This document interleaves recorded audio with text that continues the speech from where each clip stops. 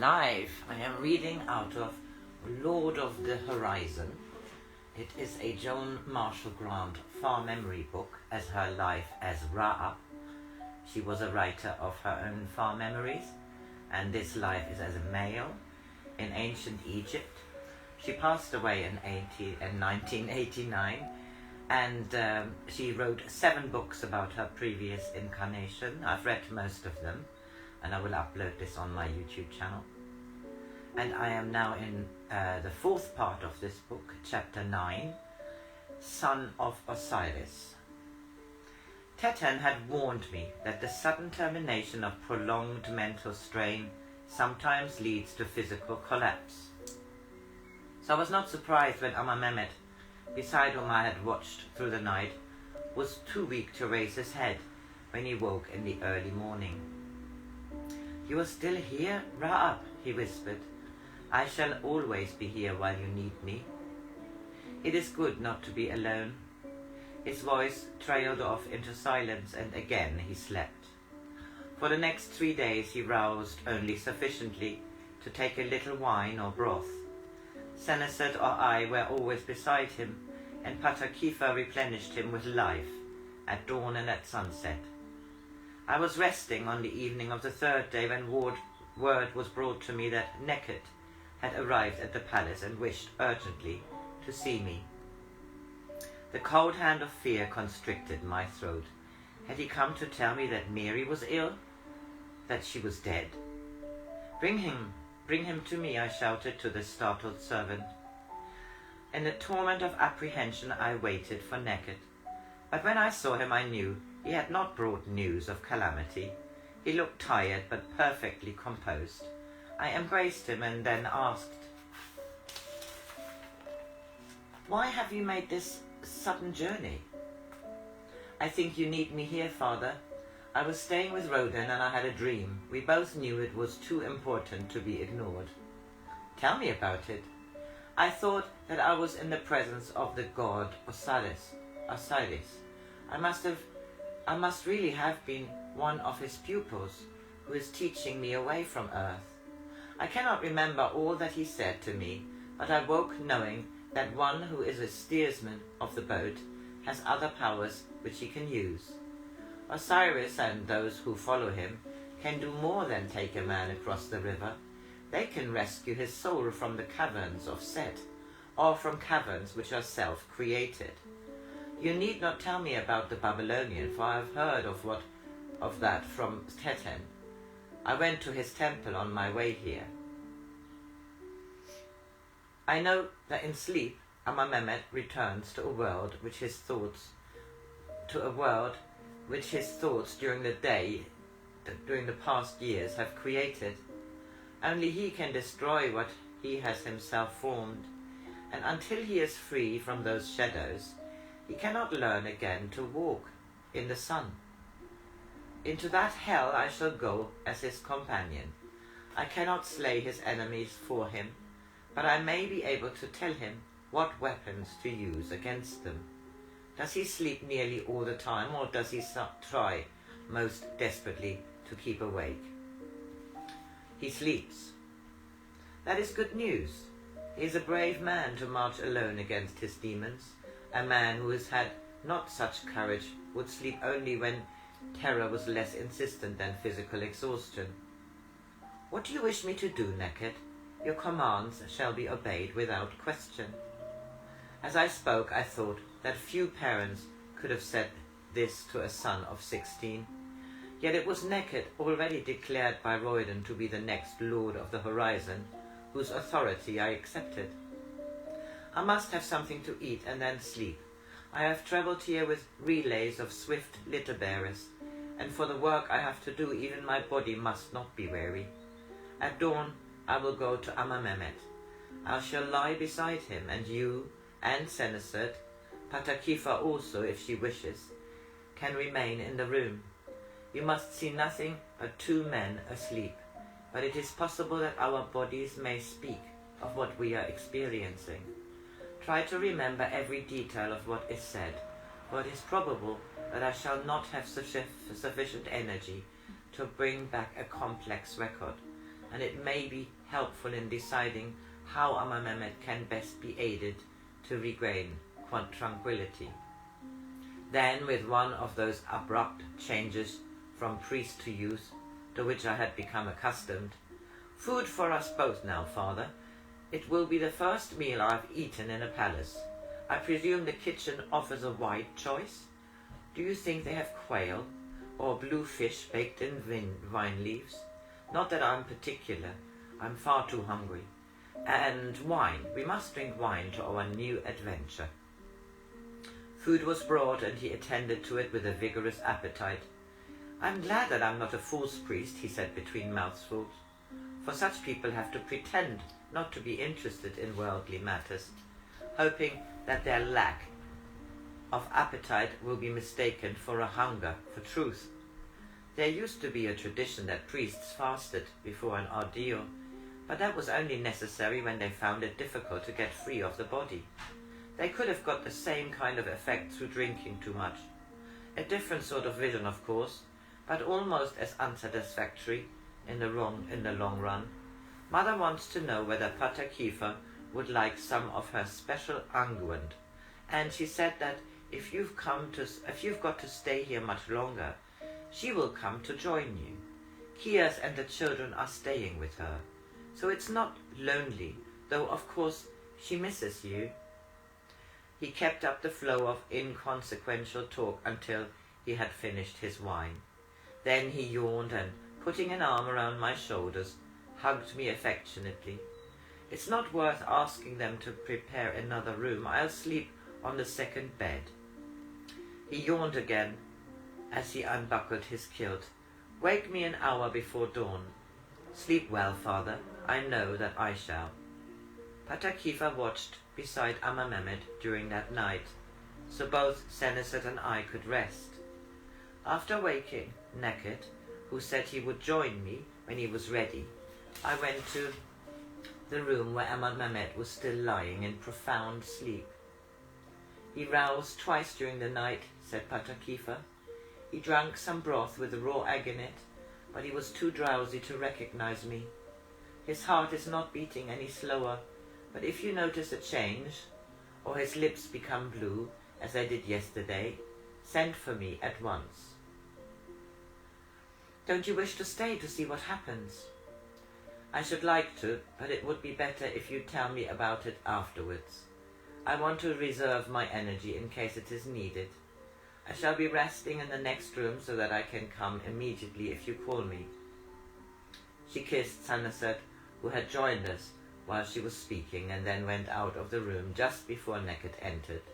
He stood looking down on the sleeping Pharaoh, then touched him on the forehead, the breast, the soles of his feet, and lay down beside him. He appeared to fall asleep almost immediately, but for nearly an hour nothing remarkable occurred. Then Amenemhet began to mutter unintelligible words. Gradually they became more distinct. "Why should I tell you, O son of Osiris, what I am seeing? You are standing beside me and your eyes are clearer than mine. But you are a god, so I must obey your orders, even though I cannot understand them. I'm a beggar, staring through the window into a lighted room. The family are sharing a meal together. They will not give me anything to eat, though. They know I'm starving." Then Neket spoke. "Have you knocked on the door, Amenemhet? It is no use, they would only turn me away. Knock, and the door will open. I'm a beggar. I have nothing to offer them. I would lose even my pride if I were to knock and be refused. Knock, the door shall open. It is no use. Knock, knock in my name. The door is open. They say that they have been waiting for me. My food is already prepared. They give me an earthen cup. On it is my cartouche to prove that they were waiting for me." Again nearly an hour passed before either of them spoke. Suddenly I saw the muscles of Amenemhet's neck stand out like cords, as though he were a dumb man trying to scream. I was afraid for him and nearly called to Pater Kiefer. Then his lips parted to let forth a torrent of words. The eyes everywhere, I see them. I thought there were only 100 of Horus, but there are thousands, hundreds of thousands. The servants are watching me, the soldiers, the crowds, eyes everywhere. There are eyes, watching to see if I'm mad. They know I am mad, and they're waiting to kill me in their own time. Birds are no longer snared in Egypt, for they say that no animal shall die, save by a quick, clean death. Why will they not show such clemency to Pharaoh? They are afraid that if they kill me now, there may be some among my people who will say that Pharaoh was sane. They are going to let me live on until my assassin will be praised throughout the two lands. They will say that he wrenched the crooked flail from the hands of a mad Pharaoh. Which long dagger that my soldier wear will kill me? In which cup shall I find poison, or shall I feel hands at my throat? Whose hands? Will they be long and slender with a woman's nails, or have wrinkled knuckles like my vizier's? Will it be with layers of fine linen that they smother me while they think I sleep? Or will my nostrils be stopped by a woolen cloak in winter? Only the eyes know, the thousand eyes of Egypt. Neket's voice was decisive as a captain ordering his men to battle. Why are you afraid of the eyes, Amenemhet? They are the same eyes which watched you when in every nome of Egypt you declared the laws of the horizon to your people. The eyes of dead men are closed, but because of you these eyes are open to freedom. Ra-Ab Hotep has told you that you are sane. The eyes of Horus do not lie to Pharaoh. No, Amenemhet, they do not hate you, though you hated yourself. Take in your hand a dagger which you thought belonged to an assassin. Take it, I command you. See, it is a weapon put into your hands by your armies, to defend them from the foreigners, your armies who watch to see you lead them to victory. You do not fear that dagger any longer, Amenemhet. In your cup there is no poison. It has been filled to your honor. Drink it. The water of truth is cool in the mouth, Amenemhet. You are no longer parched with thirst. The woman's hand do not belong to the Babylonian. They were the hands of the mother of your second son. She was lonely for you. She longed to smooth your forehead when you were weary yet could not sleep. From the other side of death, she still waits to give you the comfort which once you refused at her hands. The other hands? Yes, they belong to your vizier, and the knuckles are wrinkled because he grew old in your most loyal service. The hands of a friend, Amenemhet, outstretched in the friendship you were too proud to accept. The fine linen. I will show you the fine linen which you feared would smother you. There are many uses for it. Tear it into strips to bind the wounds of a man injured in your service. Look, Amenemhet, he is lying at your feet. Listen while he tells you how he was wounded by one of the rebels of the western desert. You must cut the flow of blood. He does not know that the man who succours him is Pharaoh, yet the gratitude in his eyes belongs to you, gratitude in the eyes you used to fear. It is winter, Amenemhet, and you are wearing the woolen cloak you feared would forever stop your nostrils. The wind is heavy with sand, but it is easier to breathe when your face is protected by the cloak. Above the noise of the storm you hear someone coming towards you along the path. It is difficult to see him because of the driving sand. He's much older than you are, and he has no cloak.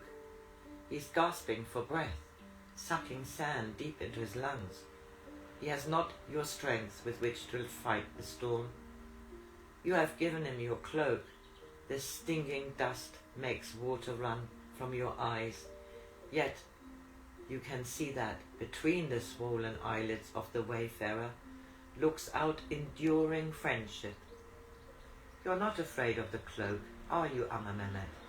You're not afraid of the dagger, nor of the cup, nor of the linen, for with each you can protect your people who gave them into your hands. Amenemhet lay so still that only by the almost imperceptible rise and fall of his chest could I know that he still lived. Twice I asked Senusert whether we should call Patakifa. Each time he said we could wait a little longer. Suddenly Amenemhet again began to speak, but now his voice was full and resonant. I know my beloved is not dead. Only a little further along this road is the house where she waits for me. She need not wait, Amenemhet. You will find her where the road turns to the west. They are both there, Nefertari and the mother of Senusert. I thought they would be jealous of each other, but they are as sisters. I wonder if they will think I have grown too old. Nefertari laughs and makes me look at myself in a mirror, a silver mirror which I gave her before our daughter was born. I'm young. Why did I think I was an old madman, whom men call Pharaoh? I tried to ask forgiveness from my other wife for all that I caused her to suffer. She smiles and says there's nothing to forgive. Everything is forgotten, except happiness. They make me promise to come often to see them. I am bewildered. Have I not been here before? For a moment I am frightened. Shall I again be able to find the road by which I come to them?